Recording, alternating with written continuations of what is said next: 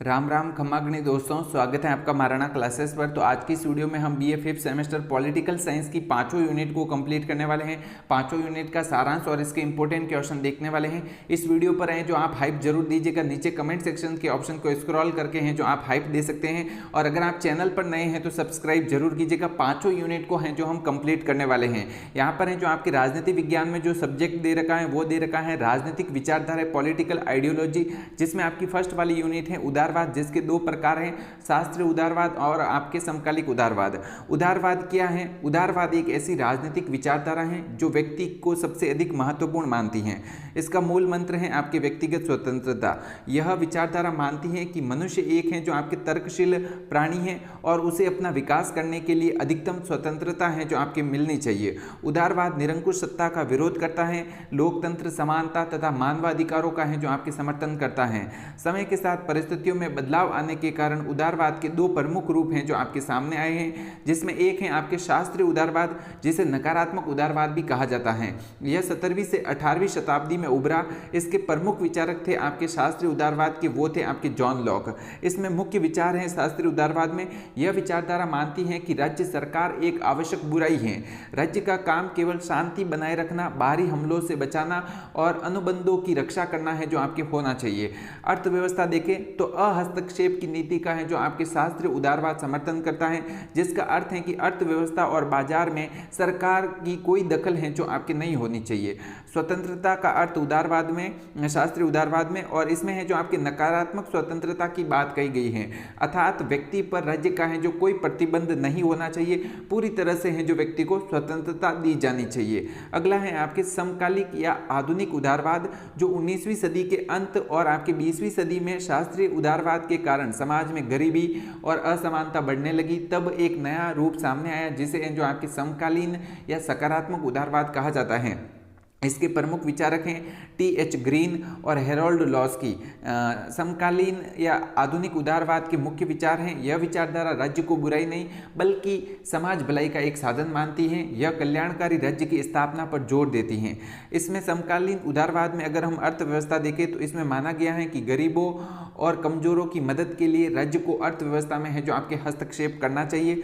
इसमें अर्थ है स्वतंत्रता का, इसमें सकारात्मक स्वतंत्रता की बात है जो कही गई है, अर्थात राज्य ऐसे अवसर और परिस्थितियां बनाए जिससे व्यक्ति वास्तव में अपनी स्वतंत्रता का लाभ उठा सके, जैसे कि शिक्षा, स्वास्थ्य सुविधाएं देना आदि। सरल शब्दों में उदारवाद व्यक्ति की आजादी और अधिकारों की वकालत करने वाली विचारधारा है। शास्त्रीय उदारवाद चाहता है कि सरकार व्यक्ति के मामलों, विशेषकर व्यापार में बिल्कुल दखल न दे और उसे पूरी तरह है जो आपके स्वतंत्र छोड़ दे।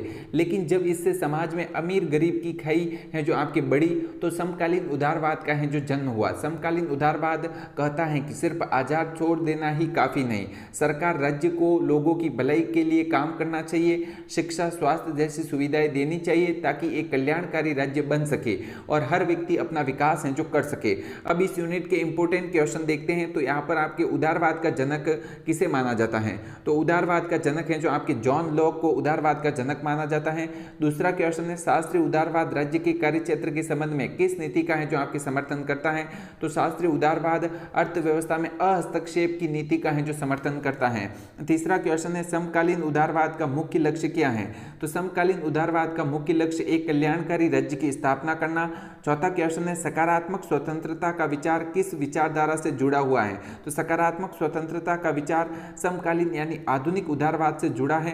पांचवा क्वेश्चन है समकालीन उदारवाद के किन्हीं दो प्रमुख विचारकों के नाम लिखिए। तो टी.एच. ग्रीन और आपके हेरोल्ड लॉस्की हैं जो आपके समकालीन उदारवाद के प्रमुख विचारक हैं।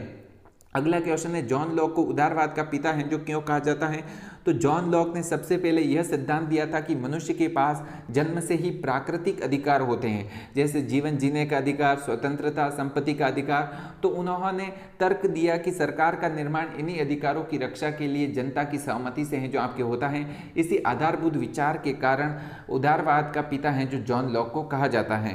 दूसरा क्वेश्चन है शास्त्रीय उदारवाद की प्रमुख आर्थिक मान्यता क्या है? तो शास्त्रीय उदारवाद जिसमें है जो मुक्त बाजार, फ्री मार्केट और निजी संपत्ति का है जो आपके पुरजोर समर्थन करता है। एडम स्मिथ जैसे विचारक का मानना था कि आर्थिक मामलों में राज्य को कोई हस्तक्षेप है जो आपके नहीं होना चाहिए। बाजार को मांग और आपूर्ति के प्राकृतिक नियमों पर स्वतंत्र रूप से काम करने देना चाहिए। तीसरा क्वेश्चन है नकारात्मक और सकारात्मक स्वतंत्रता में है जो आपके क्या अंतर हैं। तो देखो, नकारात्मक स्वतंत्रता का अर्थ है व्यक्ति के कार्यों पर किसी भी प्रकार के बाहरी प्रतिबंध का न होना, जिसमें है जो आपके शास्त्रीय विचारधारा इसका समर्थन करती है। वहीं सकारात्मक स्वतंत्रता का अर्थ है कि राज्य द्वारा व्यक्ति को ऐसे अवसर और परिस्थितियां प्रदान करना जिनसे वह अपनी चहुमुखी है जो आपके विकास कर सके, जो कि आपके समकालिक उदारवाद इस विचारधारा का है जो आपके समर्थन करता है। चौथा क्वेश्चन है कल्याणकारी राज्य की अवधारणा क्या है। तो देखो, कल्याणकारी राज्य वह राज्य है जो केवल पुलिस या सुरक्षा का काम नहीं करता, बल्कि नागरिकों की भलाई के लिए सक्रिय कदम है जो आपके उठाता है। यह समाज के कमजोर वर्गों को शिक्षा, स्वास्थ्य, रोजगार, सामाजिक सुरक्षा प्रदान करता है। यह समकालीन उदारवाद की एक प्रमुख विशेषता है। पांचवा क्वेश्चन है उदारवाद के किन दो प्रमुख मानवीय मूल्यों पर हैं जो आपके आधारित हैं। तो उदारवाद मुख्य रूप से व्यक्ति की गरिमा, तर्कशीलता, स्वतंत्रता, समानता, सहिष्णुता और न्याय जैसे मूल्यों पर आधारित हैं। यह मानता है कि हर व्यक्ति अपना भला बुरा सोचने की तर्क क्षमता है जो आपकी होती है, इसलिए उसे अपने निर्णय स्वयं लेने का है जो आपके अधिकार होना चाहिए। अगला क्वेश्चन है हमारा कि शास्त्रीय उदारवाद की प्रमुख विशेषताओं का वर्णन करते हुए उसके आलोचनात्मक विवेचना है जो आपकी कीजिए। तो यहाँ पर है जो आपके शास्त्रीय उदारवाद की प्रमुख विशेषता है। शास्त्रीय उदारवाद 17वीं से 18वीं शताब्दी की एक प्रमुख विचारधारा है। इसकी सबसे बड़ी विशेषता है जो आपके व्यक्तिवाद है। यह एक व्यक्ति को साध्य और राज्य को केवल एक साधन मानता है। यह न्यूनतम राज्य की वकालत करता है, जिसका अर्थ है कि सरकार को केवल कानून व्यवस्था बनाए रखने, न्याय देने और बाहरी आक्रमणों से देश को बचाने का काम है जो करना चाहिए। इसके अलावा आर्थिक क्षेत्र में हस्तक्षेप की नीति को है जो अपनाना चाहिए, जहां बाजार उद्योग पर सरकार का कोई नियंत्रण नहीं होना चाहिए। यह नकारात्मक स्वतंत्रता का समर्थन करता है, जिसका अर्थ है कि प्रतिबंधों का अभाव, मतलब व्यक्ति को है जो हर प्रकार की सभी स्वतंत्रता दी जानी चाहिए और उस पर किसी भी प्रकार का प्रतिबंध है जो आपके नहीं होना चाहिए। शास्त्रीय उदारवाद की आलोचनाएं। शास्त्रीय उदारवाद की कई आधारों पर हैं जो आपकी आलोचनाएं की गई हैं, जिसमें पहला है आपके पूंजीवाद और असमानता। राज्य के हस्तक्षेप के कारण समाज में पूंजीवाद हावी हो गया। इससे अमीर और अधिक अमीर हो गए तथा गरीब और अधिक गरीब होते गए। इससे समाज में भयंकर आर्थिक असमानता है जो आपके फैल गई। मजदूरों का शोषण। मुक्त बाजार व्यवस्था में उद्योगपतियों ने अधिक लाभ कमाने के लिए मजदूरों का भारी है जो शोषण किया। और यहाँ पर है जो राज्य की नकारात्मक भूमिका। राज्य को केवल है जो आपके पुलिस मैन मान लेना गलत है। समाज की भलाई, शिक्षा और स्वास्थ्य जैसे महत्वपूर्ण कार्य बिना राज्य के हस्तक्षेप के हैं जो आपके संभव नहीं हो सकते। खोखली है जो आपकी स्वतंत्रता। तो यहाँ पर है जो एक भूखे या गरीब व्यक्ति के लिए बिना अवसरों की स्वतंत्रता का है जो आपके कोई मोल नहीं होता। इन्हीं कमियों और आलोचनाओं के परिणाम के बाद कल्याणकारी राज्य और समकालिक उदारवाद का है जो आपकी जन्म हुआ था। अगला क्वेश्चन है समकालीन उदारवाद ने शास्त्रीय उदारवाद की कमियों को कैसे दूर किया, स्पष्ट करें। समकालीन उदारवाद, जिसे आधुनिक या सकारात्मक उदारवाद भी कहा जाता है, 19वीं सदी के अंत में शास्त्रीय उदारवाद की प्रतिक्रिया के रूप में है जो आपके उभरा। शास्त्रीय उदारवाद ने लोगों को राजनीतिक और कानूनी स्वतंत्रता तो दी, लेकिन आर्थिक समानता और सामाजिक न्याय सुनिश्चित करने में वह पूरी तरह है जो आपके विफल रहा। समकालीन उदारवाद ने निम्नलिखित तरीकों से इन कमियों को दूर किया। पहला है आपके सकारात्मक राज्य की भूमिका। जहाँ शास्त्रीय उदारवाद राज्य को एक आवश्यक बुराई मानता था, वहीं समकालिक उदारवाद ने राज्य को एक समाज कल्याण का सबसे बड़ा साधन माना। टी.एच. ग्रीन जैसे विचारकों ने कहा कि राज्य का काम जीवन के मार्ग में आने वाली बाधाओं को है जो आपके दूर करना है। कल्याणकारी राज्य की स्थापना। समकालीन उदारवाद ने राज्यों को निर्देश दिया कि वह गरीबों, अमीरों और असहाय लोगों की मदद करे, न्यूनतम मजदूरी दर तय करे और सार्वजनिक स्वास्थ्य, शिक्षा और पेंशन जैसी व्यवस्थाएं राज्य की जिम्मेदारी हैं जो आपके बन गई थी। अब है सकारात्मक स्वतंत्रता। इससे यह स्पष्ट किया कि स्वतंत्रता को केवल प्रतिबंधों का न होना नहीं है। असली स्वतंत्रता तब मिलती है जब राज्य व्यक्ति को अपनी क्षमताएं विकसित करने के उचित अवसर हैं जो आपके प्रदान करता है। आर्थिक नियंत्रण। मुक्त बाजार की जगह इन्होंने मिश्रित अर्थव्यवस्था और नियंत्रित पूंजीवाद का समर्थन किया ताकि धन का एकत्रीकरण कुछ ही हाथों में न हो, मजदूरों का शोषण है इससे रोक सके। इस प्रकार समकालीन उदारवाद ने व्यक्ति की स्वतंत्रता को बनाए रखते हुए सामाजिक न्याय, समानता का महत्वपूर्ण तत्व है जो आपके जोड़ दिया।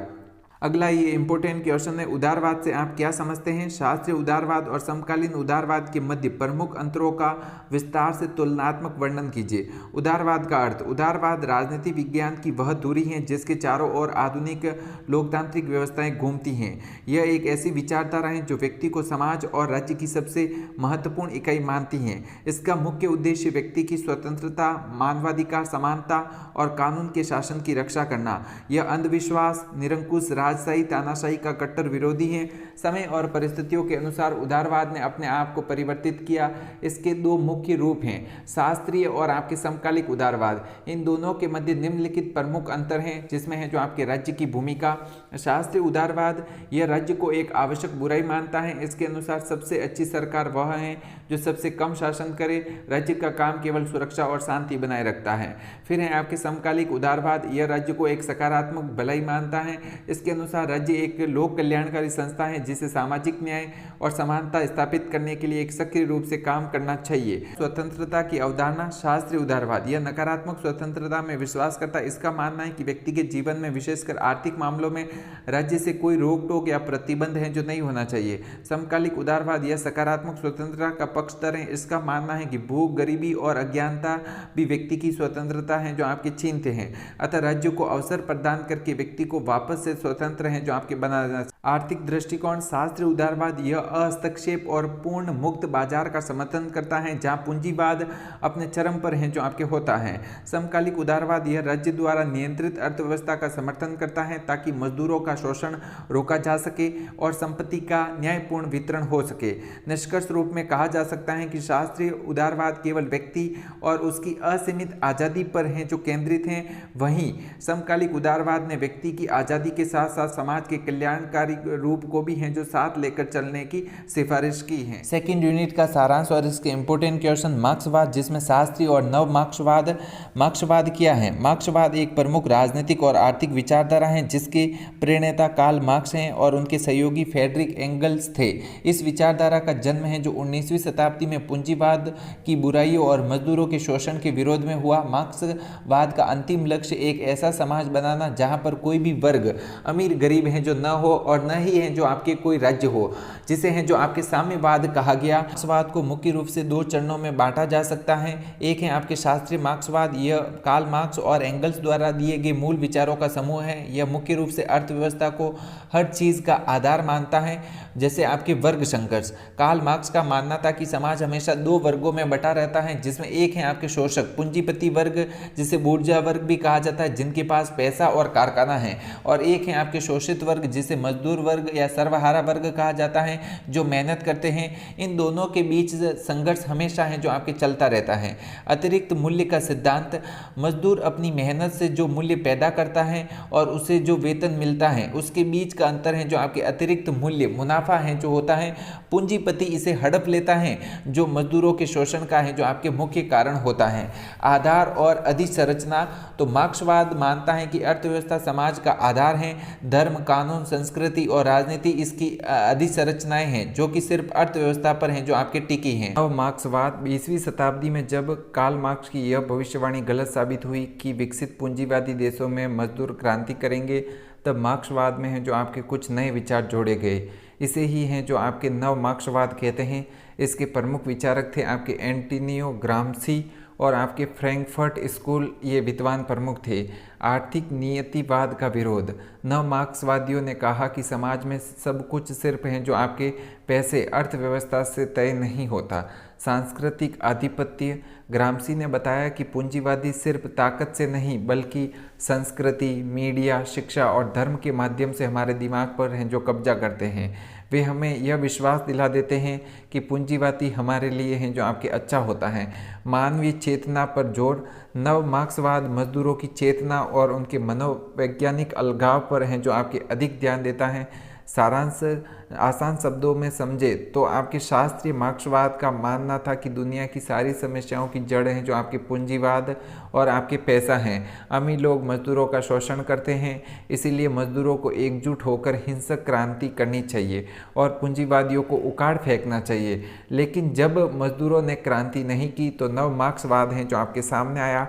नव मार्क्सवादियों ने कहा कि पूंजीपतियों ने बहुत चालाकी से मीडिया, सिनेमा और शिक्षा के जरिए मजदूरों के दिमाग में यह बात डाल दी है कि यही अर्थव्यवस्था सही है, यही व्यवस्था है जो सही है।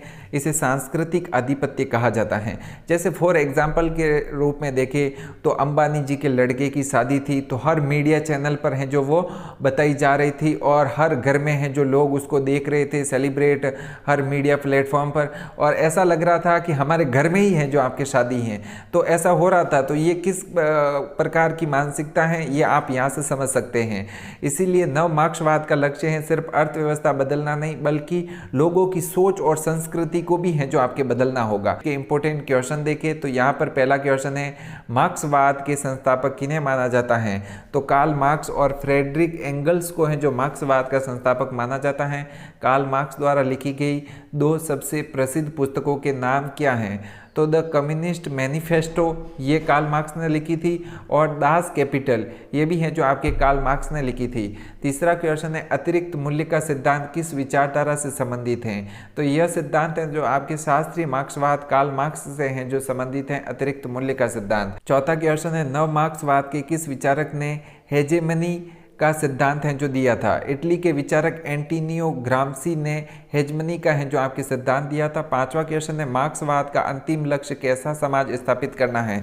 तो मार्क्सवाद का अंतिम लक्ष्य था कि वर्गहीन और राज्य विहीन साम्यवादी समाज स्थापित करना है, जो कि आपके चीन में स्थापित हो चुका है। चीन है जो एक साम्यवादी विचारधारा जहाँ पर है जो सब कुछ राज्य के कंट्रोल में ही है जो होता है। अगला क्वेश्चन है, मार्क्स के वर्ग संगत सिद्धांत का क्या अर्थ है? तो कार्ल मार्क्स के अनुसार इतिहास के हर काल में समाज के 2 विरोधी वर्गों में है जो बटा रहा है। एक है आपके शोषक जिसके पास है जो उत्पादन के साधन है, और दूसरा है शोषित जो मेहनत करता है। पूंजीवादी समाज में यह व्यवस्था है जो आपके पूंजीपति वर्ग और मजदूर वर्ग के बीच होता है। मार्क्स का मानना था कि यही संघर्ष समाज में बदलाव और क्रांति लाता है। दूसरा है आपके क्वेश्चन, आधार और अधिसंरचना से मार्क्स का क्या आशय है? तो शास्त्रीय मार्क्सवाद में आधार का अर्थ है समाज की अर्थव्यवस्था यानी उत्पादन प्रणाली से, और अधिरचना का अर्थ समाज के अन्य ढांचों जैसे कि धर्म, कानून, राजनीति, कला और शिक्षा से है। मार्क्स का मानना था कि आधार ही अधिसंरचना तय करता है, अर्थात जिसकी अर्थव्यवस्था पर पकड़ होगी उसी का धर्म और कानून पर है जो आपके यूनिट का सारांश और इसके इंपॉर्टेंट क्वेश्चन, रूढ़िवाद और नव रूढ़िवाद। रूढ़िवाद क्या है? तो रूढ़िवाद राजनीति विज्ञान की वह विचारधारा है जो स्थापित परंपराओं, रीति रिवाजों, धर्म और पुरानी संस्थाओं को बनाए रखने पर है जो आपके जोर देती हैं। कंजर्व शब्द का अर्थ ही होता है संरक्षित करना या बचा कर रखना। रूढ़िवाद मानते हैं कि हमारे पूर्वजों ने जो नियम और संस्थाएं जैसे कि आपके परिवार, विवाह, धर्म बनाई हैं उसमें सदियों का ज्ञान छिपा हुआ है, इसलिए उन्हें अचानक है जो आपके नहीं बदलना चाहिए। जैसे इसका एग्जाम्पल अगर हम देखें तो यहाँ पर है जो कोई लड़का लव मैरिज करना चाहता है, लेकिन उसके घर वाले बोल रहे हैं कि हमारे परिवार में तो किसी ने जो लव मैरिज नहीं की है, तो तू है जो लव मैरिज नहीं कर सकता। तो उनकी सोच क्या है? एक प्रकार की रूढ़िवादी सोच है। इस विचारधारा का उदय है जो आपके 18वीं शताब्दी के अंत में फ्रांसीसी क्रांति के हिंसक और अचानक हुए बदलावों के विरोध में है जो हुआ था, जिसके जनक हैं जो आपके एडमंड बर्ग को माना जाता है। रूढ़िवाद के मुख्य विचार हैं जो आपके क्या हैं? तो परंपरा का है जो आपके सम्मान। यह विचारधारा पुराने रीति रिवाजों को समाज की है जो आपके रीढ़ की हड्डी मानता है और उसका है जो सम्मान करता है। मानव स्वभाव की अपूर्णता। उदारवादियों के विपरीत रूढ़िवादी मानते हैं कि इंसान पूरी तरह से तर्कशील या बुद्धिमान नहीं है। इंसान स्वार्थी और भावनाओं में बहने वाला होता है, इसलिए उस पर धर्म और नैतिकता का नियंत्रण होना है जो आपके जरूरी है। क्रमिक सुधार। रूढ़िवाद बदलाव का पूरी तरह से विरोधी नहीं है, लेकिन वह रातों रात होने वाले क्रांति का है जो आपके विरोध करता है। यह शांतिपूर्ण और धीरे धीरे होने वाले सुधारों का समर्थन है जो आपके करता है।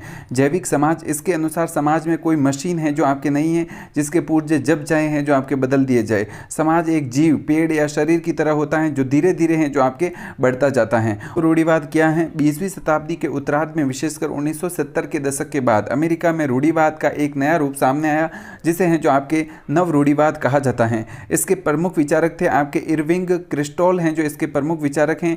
जब 60 के दशक में अमेरिका में हैप्पी संस्कृति, नशा और पारिवारिक मूल्यों का पतन होने लगा तो इसके खिलाफ कुछ विचारकों ने है जो आपकी आवाज़ उठाई।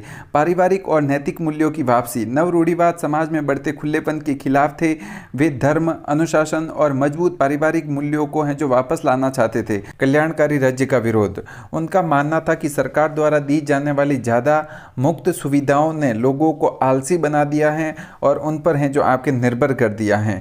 मजबूत और आक्रामक विदेशी नीति। नव रूढ़िवाद की सबसे बड़ी पहचान उसकी विदेश नीति है। यह मानते हैं कि अपने देशों के मूल्यों जैसे कि आपके लोकतंत्र को बचाने के लिए दुनिया में कहीं भी सैन्य ताकत का इस्तेमाल करने से पीछे नहीं है जो आपके हटना चाहिए।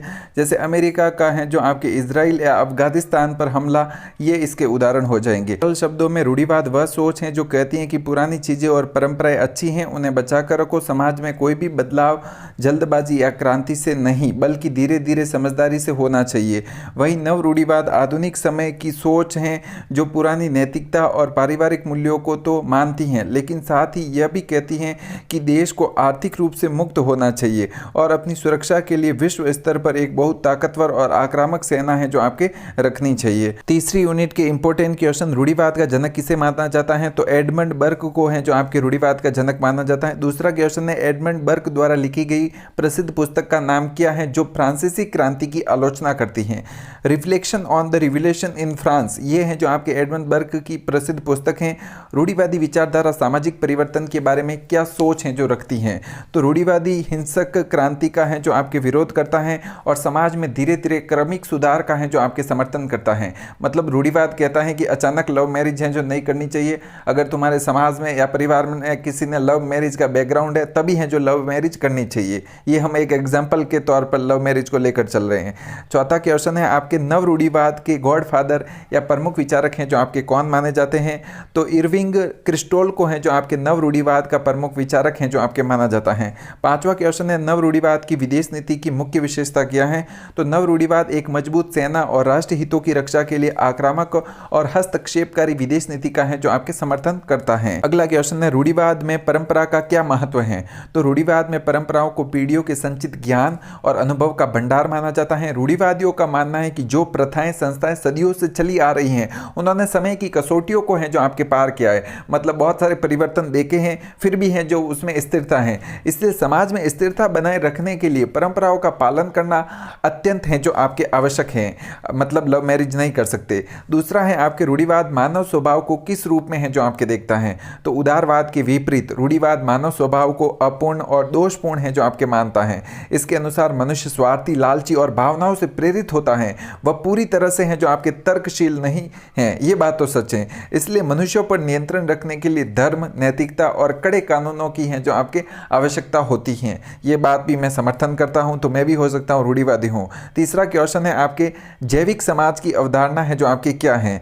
रूढ़िवाद समाज को एक मशीन नहीं बल्कि जीव मानते हैं। जैसे शरीर के सभी अंग एक दूसरे पर निर्भर होते हैं और शरीर का विकास धीरे धीरे प्राकृतिक रूप से है जो आपके होता है, वैसे ही समाज के सभी वर्ग आपस में जुड़े हैं और समाज का विकास अचानक नहीं बल्कि आपके क्रमिक होता है। चौथा क्वेश्चन है, नव रूढ़िवाद के उदय के क्या कारण थे? तो नव रूढ़िवाद का उदय 1960-1970 के दशक में है जो आपके अमेरिका में हुआ। इसका मुख्य कारण समाज में पारिवारिक मूल्यों का पतन, बढ़ती अपराध दर और आपके अत्यधिक कल्याणकारी योजनाओं के कारण लोगों का सरकार पर निर्भर आलसी होना था। इसके अलावा यह सोवियत संघ के बढ़ते प्रभाव का मुकाबला करने के लिए भी है जो आपके उभरा था। नव रूढ़िवाद और उदारवाद में एक मुख्य अंतर क्या है? तो उदारवाद व्यक्ति की असीमित स्वतंत्रता और खुली छूट का समर्थन है जो आपके करता है, जबकि नव रूढ़िवाद मानता है कि अत्यधिक स्वतंत्रता ने समाज में नैतिकता का है जो आपके पतन कर दिया है। नव रूढ़िवाद अनुशासन, धर्म, पारिवारिक मूल्यों, अधिकार, सत्ता के प्रति सम्मान को स्वतंत्रता से अधिक है जो आपके महत्व देता है। अगला क्वेश्चन है हमारा कि शास्त्रीय रूढ़िवाद के प्रमुख सिद्धांतों और उसकी विशेषताओं का है जो विस्तार से वर्णन कीजिए। तो यहाँ पर है जो रूढ़िवाद एक ऐसी विचारधारा है जो समाज में स्थिरता, व्यवस्था और निरंतरता को महत्व देती है। इसके प्रमुख सिद्धांत और विशेषताएं हैं जो आपके निम्नलिखित हैं। पहला है आपका परंपरावाद। रूढ़िवाद का मूल आधार परंपरा है। एडमंड बर्क का मानना था कि समाज केवल जीवित लोगों की साझेदारी नहीं बल्कि उन लोगों के बीच की साझेदारी है जो मर चुके हैं, जो जीवित हैं और जो पैदा होने वाले हैं। इसलिए पुरानी संस्थाओं को नष्ट नहीं है जो आपके करना चाहिए, एडमंड बर्क का कहते हैं। फिर आया आपके अनुभववाद। यह विचारधारा कोरे सिद्धांतों या ख्याली पुलाव जैसे कि समानता, पूर्ण आज़ादी पर है जो आपके विश्वास नहीं करती। यह मानती है कि नीतियाँ केवल व्यवहारिक अनुभव और इतिहास के आधार पर हैं जो आपके बननी चाहिए। तीसरा है आपके मानवीय अपूर्णता।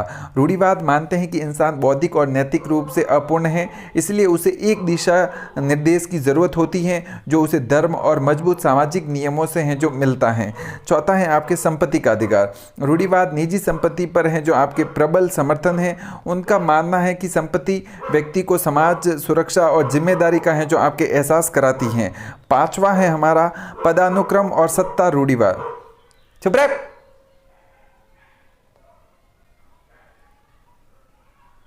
पदानुक्रम और सत्ता रूढ़िवाद मानता है कि समाज में सभी लोग समान नहीं हो सकते। प्राकृतिक रूप से समाज में कुछ लोग नेतृत्व करने के लिए होते हैं और कुछ पालन करने के लिए होते हैं, इसलिए समाज में पदानुक्रम हायरार्की है जो स्वाभाविक और आवश्यक हैं। क्रमिक परिवर्तन यह क्रांति का घोर विरोधी है। यह मानता है कि बीमार होने पर शरीर का इलाज किया जाता है, उसे मारा नहीं जाता। वैसे ही समाज में जो कमियां उसे धीरे धीरे हैं जो आपके सुधारा जाना चाहिए।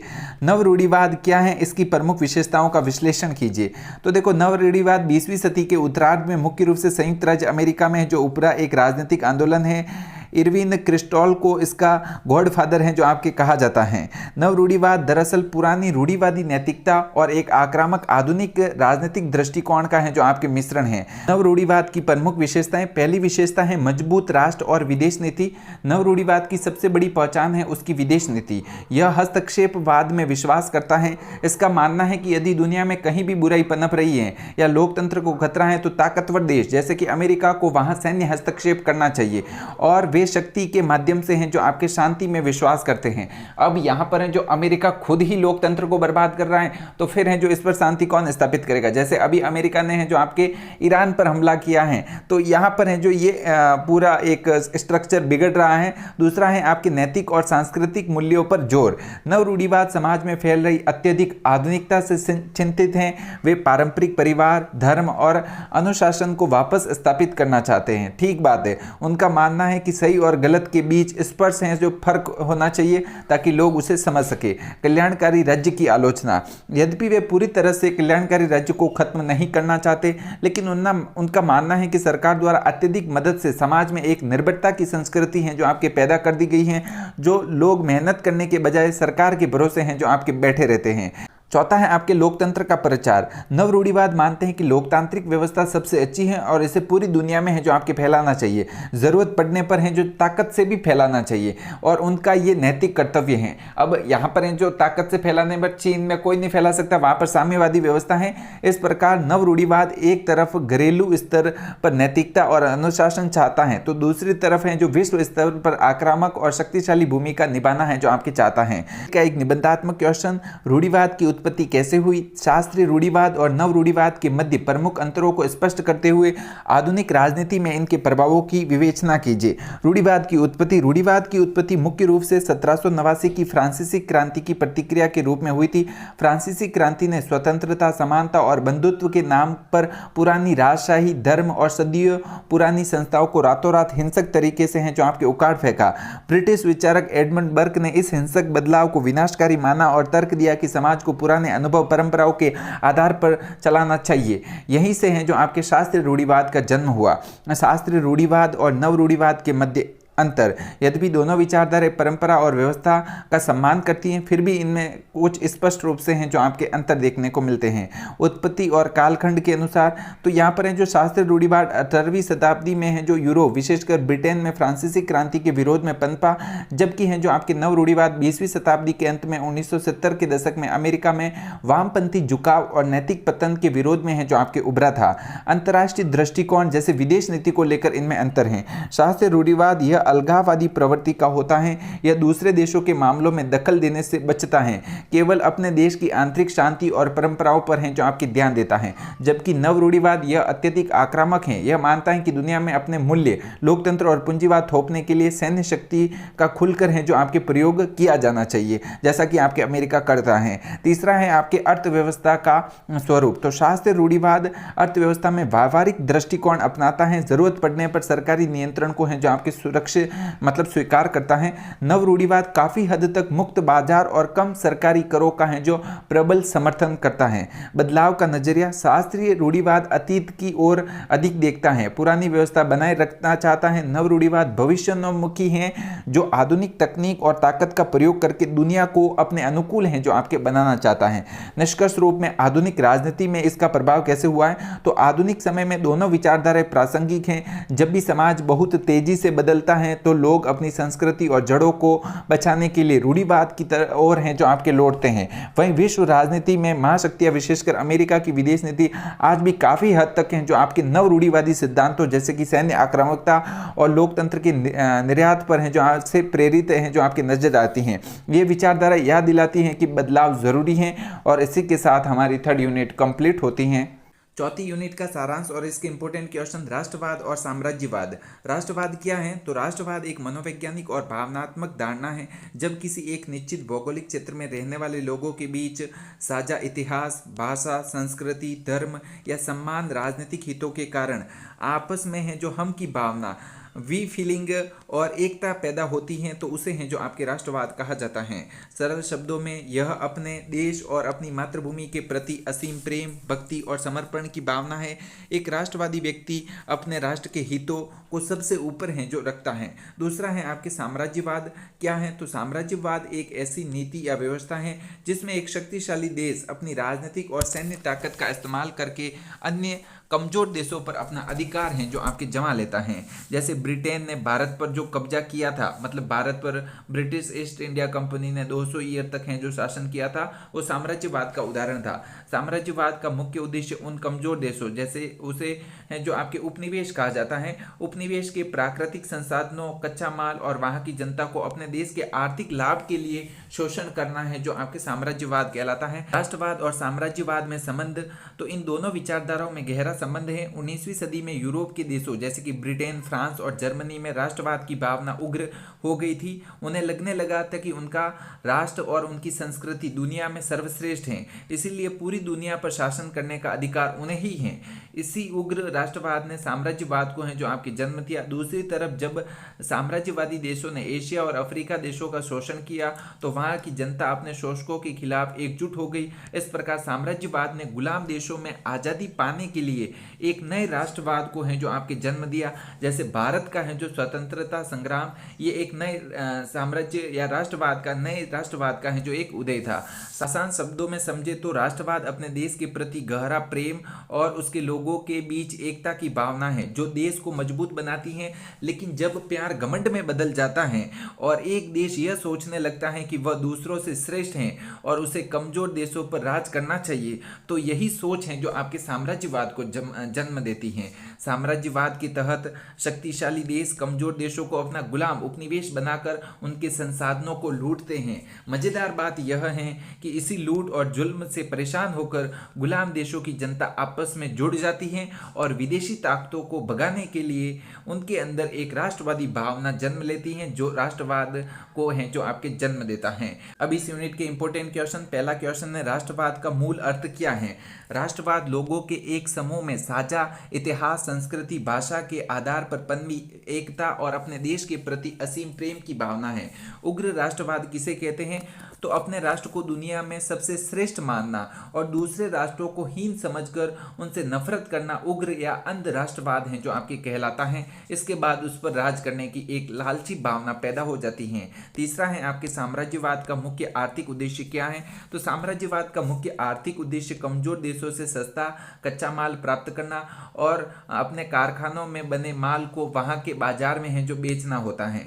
चौथा है आपके नव साम्राज्यवाद क्या है, तो किसी भी देश पर सीधे राजनीतिक कब्जा किए बिना बहुराष्ट्रीय कंपनियां कर्ज और आर्थिक नीतियों के माध्यम से उस पर नियंत्रण करना नव साम्राज्यवाद है जो आपके कहलाता है। पांचवा है भारत में राष्ट्रवाद के उदय का एक प्रमुख कारण क्या था, तो भारत में राष्ट्रवाद के उदय का एक प्रमुख कारण था ब्रिटिश साम्राज्यवाद, अंग्रेजों की शोषणकारी नीतियां जिन्होंने सभी भारतीयों को एक साझा दुश्मन के खिलाफ एकजुट होकर तैयार किया और फिर है जो भारत ने आजादी के लिए लगा लगातार संघर्ष किया सभी लोगों ने मिलकर। अब यहाँ पर है जो अगला क्वेश्चन है, राष्ट्र और राज्य में है जो आपके क्या अंतर हैं।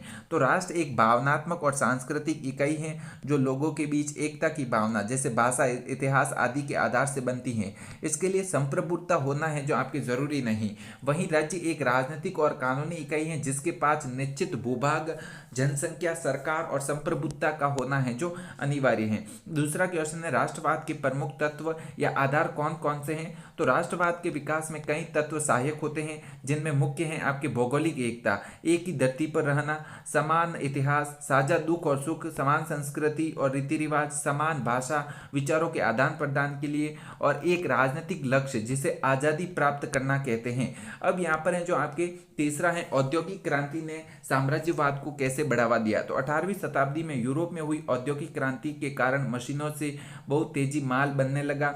यूरोपीय देशों को इस माल को बेचने के लिए सस्ते कच्चे माल और तैयार माल को बेचने के लिए नए बाजारों की आवश्यकता पड़ी। इसी आर्थिक भूख ने उन्हें एशिया और अफ्रीका देशों पर है जो कब्जा करने, साम्राज्यवाद फैलाने के लिए है जो आपके प्रेरित किया था। अगला क्वेश्चन है, श्वेत व्यक्ति का बाहर का सिद्धांत क्या है। तो यह साम्राज्यवादियों द्वारा अपने शासन को सही ठहराने के लिए गढ़ा गया एक वैचारिक सिद्धांत है। यूरोपीय देशों का दावा था कि एशिया और अफ्रीका के लोग असभ्य, पिछड़े और काले हैं। उन पर शासन करके उन्हें जो सभ्य बनाना गोरे लोगों का ईश्वर द्वारा दिया गया नैतिक कर्तव्य या भार है। तो ऐसा है जो आपके ये गोरे चाहते थे। पांचवा क्वेश्चन है, उपनिवेशवाद और साम्राज्यवाद में क्या अंतर है। यद्यपि दोनों एक जैसे लगते हैं परंतु उपनिवेशवाद में एक देश दूसरे देश में अपनी बस्तियां बसाता है, वहां के लोगों और संसाधनों पर सीधा नियंत्रण करता है। साम्राज्यवाद एक व्यापक नीति है जिसमें बिना बस्तियां बसाए भी राजनीतिक, आर्थिक और सैन्य दबाव के माध्यम से दूसरे देशों पर हुक्म है जो आपके चलाया जाता है। राष्ट्रवाद को परिभाषित करते हुए इसके विकास में प्रमुख सहायक तत्वों की विवेचना कीजिए। तो राष्ट्रवाद की परिभाषा, राष्ट्रवाद एक ऐसी प्रबल मनोवैज्ञानिक आध्यात्मिक भावना है जो किसी विशेष भूभाग में रहने वाले लोगों को एक सूत्र में है जो आपके बांधती हैं।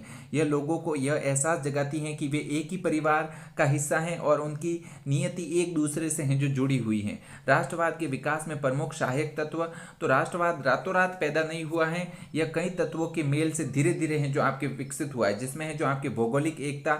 जब लोग एक लंबे समय तक एक ही निश्चित भूभाग, मातृभूमि पर रहते हैं तो उन्हें उस धरती से प्यार हो जाता है। पहाड़, नदियाँ और वहाँ की जलवायु उन्हें आपस में है जो जोड़ती हैं। समान इतिहास, जब लोगों के पूर्वज एक साथ युद्ध में लड़े, एक साथ दुख झेले और सफलताएं देखी तो उनका साझा इतिहास एक दूसरे से भावनात्मक रूप से है जो आपके जुड़ता है। साझा संस्कृति और धर्म, एक जैसे रीति रिवाज, त्योहार, खान पान और धार्मिक विश्वास लोगों के बीच हम की भावना पैदा करने में सबसे महत्वपूर्ण है जो आपकी भूमिका निभाते हैं। समान भाषा, भाषा विचारों के आदान प्रदान का माध्यम है।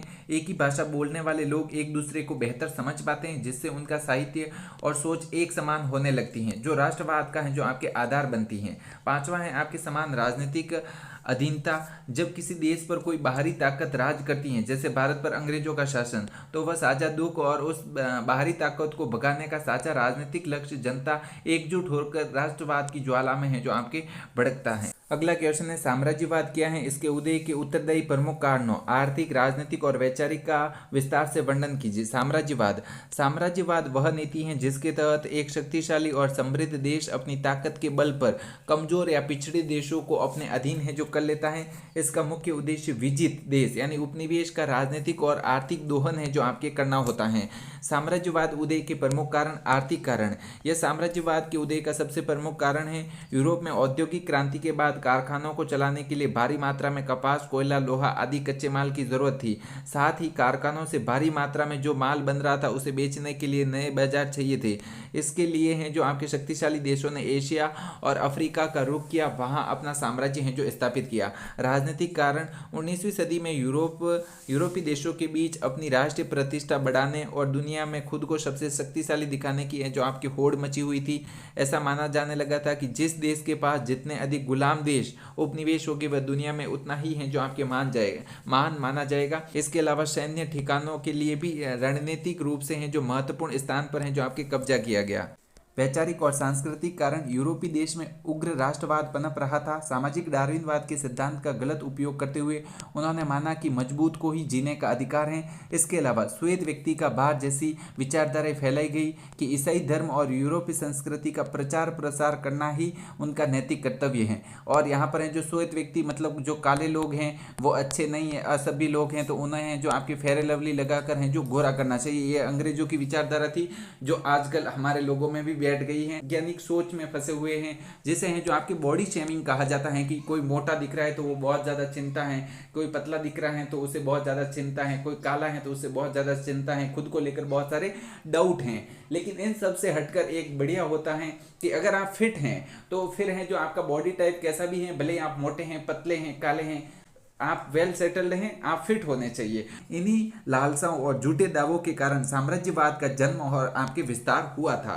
इस यूनिट का निबंधात्मक क्वेश्चन, राष्ट्रवाद और साम्राज्यवाद के मध्य अंतर संबंधों की विस्तृत व्याख्या कीजिए। स्पष्ट करें कि कैसे एक और उग्र राष्ट्रवाद साम्राज्यवाद को जन्म देता है और दूसरी ओर साम्राज्यवाद गुलाम देशों में राष्ट्रवाद की लहर है जो आपके पैदा करता है। प्रस्तावना, राष्ट्रवाद और साम्राज्यवाद राजनीति विज्ञान की दो सबसे शक्तिशाली विचारधाराएं जिन्होंने आधुनिक विश्व के इतिहास की रूपरेखा तय की है।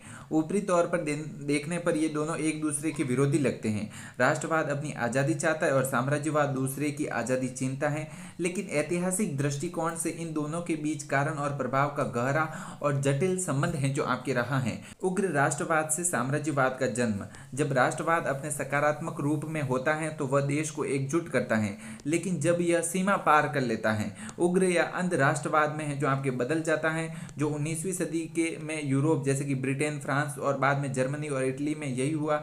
इन देशों में है जो आपके राष्ट्रीय गौरव की भावना अहंकार में है जो आपके बदल गई कि मैं सबसे शक्तिशाली हुई हूँ। उन्होंने सोचना शुरू किया कि उनका देश, उनकी नस्ल और उनकी संस्कृति विश्व में है जो आपके सर्वोत्तम है और घोड़े सबसे ज़्यादा चमकते हैं। इस अहंकार और औद्योगिक क्रांति की आर्थिक भूख, कच्चे माल और बाजार की आवश्यकता ने मिलकर एक आक्रामक रूप धारण किया। इसी श्रेष्ठता साबित करने की होड़ में यूरोपीय देशों ने अपनी सीमा से बाहर निकलकर एशिया और अफ्रीका के कमजोर देशों में बलपूर्वक कब्जा करना शुरू किया। इस प्रकार यूरोप में उग्र राष्ट्रवाद ही साम्राज्यवाद की जननी है जो आपके बना था। साम्राज्यवाद से प्रतिक्रिया स्वरूप राष्ट्रवाद का उदय। साम्राज्यवाद का दूसरा पहलू यह है कि इसने अनजाने में ही उन गुलाम देशों में राष्ट्रवाद के बीज बो दिए जिन पर इसने कब्जा किया था। जब साम्राज्यवाद देश जैसे कि ब्रिटेन ने अपने उपनिवेश जैसे भारत का राजनीतिक, आर्थिक और सांस्कृतिक शोषण किया तो वहाँ की जनता में असंतोष है जो पैदा हुआ। साम्राज्यवादियों की दमनकारी नीतियों, आर्थिक लूट और नस्लीय भेदभाव ने भारत, अफ्रीका और लैटिन अमेरिका जैसे देशों की जनता को उनके आपसी मतभेद भुलाकर एक मंच पर खड़ा करने के लिए है जो आपके प्रेरित किया था। उन्हें एहसास हुआ कि उन सभी का दुश्मन एक ही है, विदेशी साम्राज्यवादी ताकत। इस साझे दुख और विदेशी शासन से मुक्ति पाने की साझी तड़प ने साम्राज्यवादी विरोधी राष्ट्रवाद को जन्म दिया। भारतीय राष्ट्रीय आंदोलन इसका सबसे बड़ा उदाहरण है। निष्कर्षतः हम कह सकते हैं कि राष्ट्रवाद और साम्राज्यवाद एक ही सिक्के के दो पहलू बन गए। एक शक्तिशाली देश अहंकार राष्ट्रवादी साम्राज्य में बदल गया और उसी साम्राज्यवाद के जुल्मों ने कमजोर देशों को नींद से जगाकर उनके अंदर मुक्ति स्वरूप राष्ट्रवाद हैं जो संचार किया, जिससे 20वीं शताब्दी में साम्राज्यवाद का पतन हुआ और दर्जनों नए स्वतंत्र राष्ट्रों का है जो आपके उदय हुआ था। 5वीं यूनिट का सारांश और इसके इंपोर्टेंट क्वेश्चन, नाजीवाद और आपके फांसीवाद। प्रथम विश्व युद्ध के बाद यूरोप में घोर निराशा, आर्थिक मंदी और कम्युनिज्म का डर है जो फैल गया था। इसी उथल पुथल के दौरान इटली और जर्मनी में दो नई तानाशाही विचारधाराओं का जन्म हुआ जिसमें फांसीवाद और आपके नाजीवाद थे। ये दोनों विचारधाराएं लोकतंत्र, शांति और व्यक्तिगत आज़ादी की आपकी कट्टर दुश्मन थी। फांसीवाद का उदय 1922 में इटली में बेनिटो मुसोलिनी के नेतृत्व में है जो आपके हुआ था। इस शब्द का अर्थ है, फांसीवाद शब्द लैटिन भाषा के आपके फासेस से हैं जो आपके बना है, जिसका अर्थ है लकड़ियों का गट्ठर या कुल्हाड़ी। यह प्राचीन रोम में एकता और शक्ति का प्रतीक था। लकड़ियों का गट्ठर एकता को और आपके कुल्हाड़ी ताकत या सजा को हैं जो आपके दर्शाती हैं। इसमें मुख्य विचार हैं, फांसीवाद हैं जो आपके राज्य स्टेट को ही हैं जो आपके भगवान मानता है। मुसोलिनी का नारा था कि सब कुछ राज्य के अंदर है, राज्य के बाहर कुछ नहीं, और राज्य के विरुद्ध भी हैं जो आपके कुछ नहीं है। यह लोकतंत्र, बहुदलीय प्रणाली और आपकी स्वतंत्रता का घोर विरोधी है। इसमें एक ही नेता तानाशाह होता है, जिसे जो आपके इल्ड्यूल कहा जाता है, उसका आदेश ही कानून होता है। यह उग्र राष्ट्रवाद और युद्ध का है जो आपके समर्थन करता है। फिर है जो आपके आया है नाजीवाद। नाजीवाद का उदय है जो 1933 में जर्मनी के एडोल्फ हिटलर के नेतृत्व में है जो हुआ था। यह वास्तव में फांसीवाद का ही जर्मन और अधिक भयानक रूप था। हिटलर की पार्टी का नाम National Socialist German Workers Party नाजीवादी पार्टी थी। इसमें मुख्य विचार क्या था कि नाजीवाद की सारी मान्यताएं फांसीवाद जैसी ही थी, जैसे आपके तानाशाही, लोकतंत्र का विरोध और उग्र राष्ट्रवाद। लेकिन इसमें एक खतरनाक तत्व जुड़ा हुआ था, वो था प्रजातांत्रिक श्रेष्ठता, नस्लवाद। हिटलर का मानना था कि जर्मन के लोग आर्य नस्ल के हैं और वे दुनिया के सबसे शुद्ध और श्रेष्ठ नस्ल के व्यक्ति हैं, इसलिए पूरी दुनिया पर राज करने का अधिकार सिर्फ है जो इन्हीं को है। इसी विचारधारा के कारण नाजियों ने आपके लाखों यहूदियों का क्रूरता से कत्लेआम किया था, जिसे आपके होलोकास्ट कहा जाता है।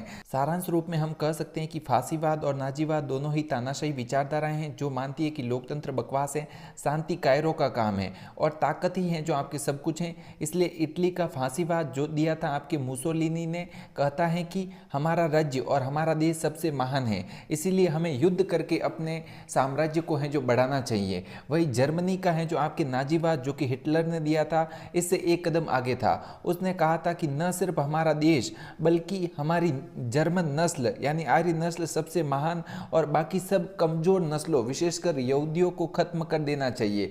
और इन दोनों खतरनाक विचारधाराओं की आक्रामकता ने दुनिया को दूसरे विश्व युद्ध की ओर है जो आपके झोंक दिया था।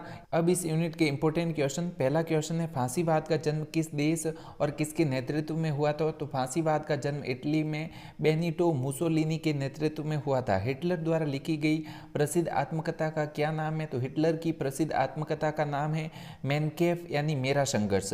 तीसरा क्वेश्चन है नाजीवाद का मुख्य आधार कौन सा सिद्धांत है? तो नाजीवाद का मुख्य आधार था वो आपके प्रजातीय या आपके नस्लीय श्रेष्ठता, आर्य नस्ल की श्रेष्ठता का सिद्धांत था। सब कुछ राज्य के अंदर है, राज्य के बाहर कुछ नहीं। यह कथन किस विचारधारा का है? तो यह कथन इटली के आपके फांसीवाद का है। पांचवा क्वेश्चन है फांसीवाद और नाजीवाद दोनों किस शासन प्रणाली के कट्टर विरोधी थे? तो ये दोनों विचारधाराएं लोकतंत्र साम्यवाद की कट्टर विरोधी विचारधाराएं थी। अगला क्वेश्चन है फांसीवाद शब्द की उत्पत्ति और इसका अर्थ स्पष्ट कीजिए। फांसीवाद शब्द इटालियन शब्द है जो फाजिम का हिंदी रूपांतरण है, जो लैटिन भाषा के फेसेस से निकला है, जिसका अर्थ है आपके लकड़ियों का गट्टर जिसके बीच में है जो आपके कुल्हाड़ी बंदी हो। गट्टर अनुशासन और राष्ट्रीय एकता का प्रतीक है और कुल्हाड़ी राज्य की शक्ति और दंड देने के अधिकार का है जो आपके प्रतीक हैं। दूसरा क्वेश्चन है नाजीवाद में यहूदी विरोध क्या था? तो हिटलर और नाजीवाद विचारधारा के अनुसार विश्व की सभी समस्याओं और प्रथम विश्व युद्ध में जर्मनी की हार का कारण है जो आपके यहूदी लोग थे। वे यहूदियों को एक नीच और आपके षड्यंत्र वाली नस्ल हैं जो मानता था हिटलर।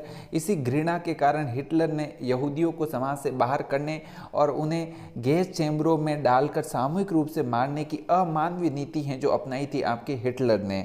तीसरा क्वेश्चन है फांसीवाद व्यक्ति और राज्य के संबंध को कैसे देखता है? तो फांसीवाद उदारवाद के बिल्कुल विपरीत हैं। यह व्यक्ति को कोई महत्व नहीं देता। इसके अनुसार राज्य सर्वोच्च है, व्यक्ति राज्य के लिए बना है, राज्य व्यक्ति के लिए नहीं। व्यक्ति का कर्तव्य केवल राज्य की आज्ञा का पालन करना और उसके लिए अपना जीवन बलिदान करना। व्यक्ति के और कोई अधिकार हैं जो नहीं होते हैं। क्वेश्चन है नाजीवाद फांसीवाद युद्ध का समर्थन क्यों करते हैं? मुसोलिनी और हिटलर दोनों का मानना था कि शांति कायरता की निशानी है। मुसोलिनी कहता है कि जो स्थान पुरुष के जीवन में मातृत्व का है वही स्थान राष्ट्र के जीवन में युद्ध का है। युद्ध राष्ट्र को मजबूत बनाता है, अनुशासन सिखाता है और साम्राज्य का विस्तार करता है। इसलिए उन्होंने आक्रामक सैन्य नीतियां हैं जो आपके अपनाई थी। पांचवा क्वेश्चन है फांसीवाद में एक दल एक नेता का सिद्धांत किया है? तो फांसीवाद बहुदलीय लोकतंत्र में विश्वास नहीं करता क्योंकि वे मानते हैं कि इससे राष्ट्र बढ़ जाता है। उनका सिद्धांत था कि एक राष्ट्र एक दल और एक नेता है जो होना चाहिए। इटली में पार्टी मुसोलिनी तथा जर्मनी में नाजी पार्टी और हिटलर सर्वोपरि थे। किसी भी अन्य राजनीतिक दल या विरोध की अनुमति है जो आपकी नहीं थी। अगला क्वेश्चन है, प्रथम विश्व युद्ध के बाद यूरोप में फांसीवाद और नाजीवाद के उदय के प्रमुख कारण क्या थे? तो 1920 से 1930 के दशक में इटली में फांसीवाद और जर्मनी में नाजीवाद के उदय के पीछे निम्नलिखित कारण थे। वर्साई की संधि का अपमान। प्रथम विश्व युद्ध के बाद हुई वर्साई की संधि ने जर्मनी और इटली दोनों को निराश किया। जर्मनी पर युद्ध का पूरा दोष मंडकर भारी जुर्माना लगाया गया और उसके कई इलाके छीन लिए गए। इटली भी जीतने वाले पक्ष में होकर भी खाली हाथ रहा। इस अपमान ने जनता में बदले की भावना है जो आपकी भर दी थी। आर्थिक संकट और बेरोजगारी। 1929 में वैश्विक आर्थिक मंदी ने यूरोप की कमर तोड़ दी। जर्मनी और आपके इटली में मुद्रास्फीति, महंगाई चरम पर थी। कारखाने बंद हो गए, लाखों युवा बेरोजगार हो गए थे। मौजूदा लोकतांत्रिक सरकारें इस संकट को हल करने में है जो आपके विफल रही थी। तीसरा है आपके साम्यवाद का डर। 1917 की रूसी क्रांति के बाद पूरे यूरोप में साम्यवाद फैलने का डर था। साम्यवादी पूंजीपतियों और जमींदारों की संपत्ति छीन लेना चाहते थे।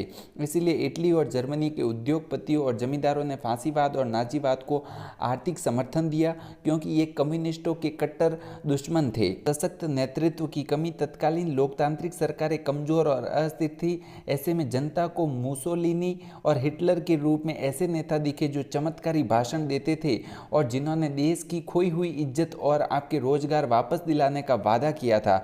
जनता ने स्वेच्छा से अपने अधिकार इन्हें हैं जो आपके सौंप दिए थे। अगला क्वेश्चन है, फांसीवाद के प्रमुख सिद्धांतों या विशेषताओं को आलोचनात्मक वर्णन कीजिए। फांसीवाद 20वीं शताब्दी का एक अत्यंत नकारात्मक और सर्वाधिकारवादी विचारधारा है। इसके प्रमुख सिद्धांत हैं जो आपके निम्नलिखित हैं। राज्य की सर्वोच्चता, लोकतंत्र और आपके बुद्धिवाद का विरोध, तानाशाही में जो आपके विश्वास, उग्र राष्ट्रवाद और साम्राज्यवाद और आपके सैन्यवाद का समर्थन है जो इसमें किया गया था। आलोचना देखें तो यह विचारधारा मानव के कलंक है, क्योंकि यह मानव अधिकारों को कुचलती हैं, हिंसा को बढ़ाती हैं और विश्व शांति को हैं जो आपके नष्ट करती हैं, जिसका अंतिम परिणाम है जो आपके द्वितीय विश्व युद्ध के रूप में है जो आपके सामने आया था। बाकी इनके बारे में है जो आप खुद पढ़ लीजिएगा, थोड़ा थोड़ा है जो दे रखा है। अगला हम लास्ट क्वेश्चन देखते हैं इस यूनिट का, 5वीं यूनिट का, वो है निबंधात्मक क्वेश्चन। नाजीवाद और फाजीवाद के मध्य समानताएं और असमानताओं का तुलनात्मक विश्लेषण कीजिए।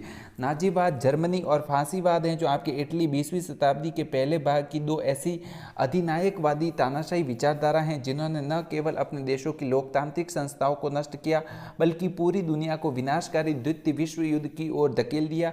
यद्यपि दोनों विचारधाराएं मूल रूप से एक ही सिक्के के दो पहलू हैं, फिर भी इनमें स्पष्ट रूप से कुछ अंतर देखने को मिलते हैं। सबसे पहले तो इनमें क्या क्या समानताएं हैं, तो लोकतंत्र और साम्यवाद का विरोध। दोनों विचारधाराएं हैं जो आपके लोकतंत्र और साम्यवाद का घोर विरोध करती हैं और इन्हें कुचल देना है जो चाहती हैं। एक दलीय तानाशाही, दोनों अपने अपने देशों में अन्य सभी राजनीतिक दलों, मजदूर संघों और मीडिया पर प्रतिबंध लगा दिया। इटली में है जो आपके फार्मासिस्ट पार्टी और जर्मनी में है जो आपके नाजी पार्टी का एकाधिकार है जो स्थापित हो गया।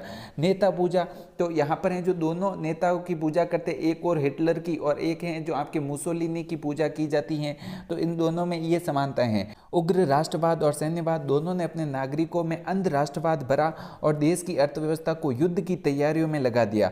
दोनों का लक्ष्य साम्राज्य विस्तार ही था।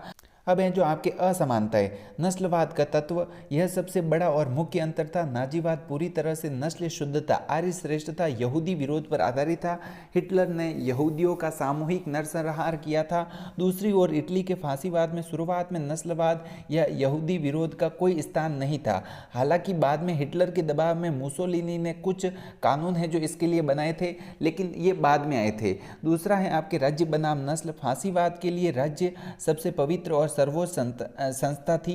राष्ट्र का निर्माण राज्य करता है। इसके विपरीत नाजीवाद के लिए है जो नस्ल सबसे सर्वोच्च संस्था थी, मतलब सबसे सर्वोच्च था, और राज्य केवल है जो शुद्ध नस्ल रक्षा और सेवा करने का एक साधन मात्र है। धर्म के प्रति रवैया, मुसोलिनी ने व्यावहारिक कूटनीति दिखाते हुए कैथोलिक चर्च के साथ समझौता कर लिया था। वहीं हिटलर नाजीवादी विचारधारा की एक नए धर्म के रूप में स्थापित करना चाहता था और उसने चर्च की शक्ति को कम करने का है जो प्रयास किया था।